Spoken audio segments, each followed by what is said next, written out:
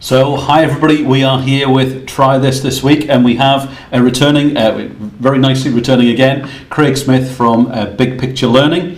And one of the things that we're keen to talk about, Craig, is really understand how people might connect with information flowing around a business, because we've all been at the wrong end of KPIs and stats and figures and graphs. What from your perspective is a great thing to do to really communicate effectively around the teams? Yeah, I mean, one of the things that we encourage people to do is to engage in a process of storytelling. Now, I'm not going to go into the details of storytelling. There's books been written about the mechanics of storytelling. What we're looking at here, though, is to try and develop more of a narrative around what's going on in the business, rather than as you say, just isolated facts and figures and data.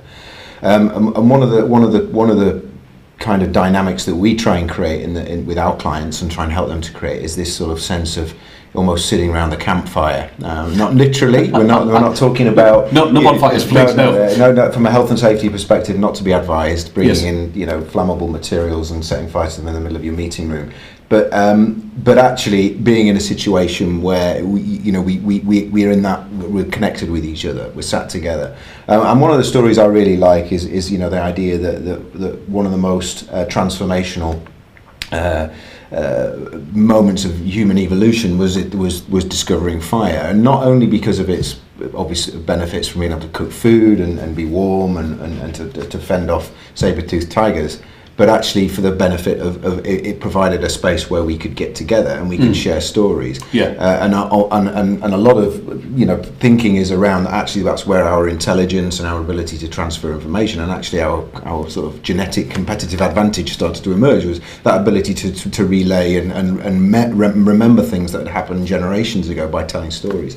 So one of the things we try and do is to try and recreate that sense of getting together and actually, without distractions of all today's modern technology, just having a really good conversation with each other around the business, but in a structured way. Yeah. So I think for me, the try this for me this week is how can I, maybe it's my next team briefing or maybe it's my next team meeting, is how can we maybe ditch the PowerPoint, let's turn the projector off, let's not bring lots of slides and reports to go through, but how can we actually connect with each other as human beings around a table and actually start to maybe share some stories, and there's some little techniques that maybe we can link through to on the video around we use a technique which is just actually, let's just share a really good story this week about something that's really positive that's happened, or someone really delivering our core values within the business. What I think is really interesting, and I don't know if you've seen this tip or I don't know if you kind of encourage this tip, but I know some managers, some business owners and some leaders who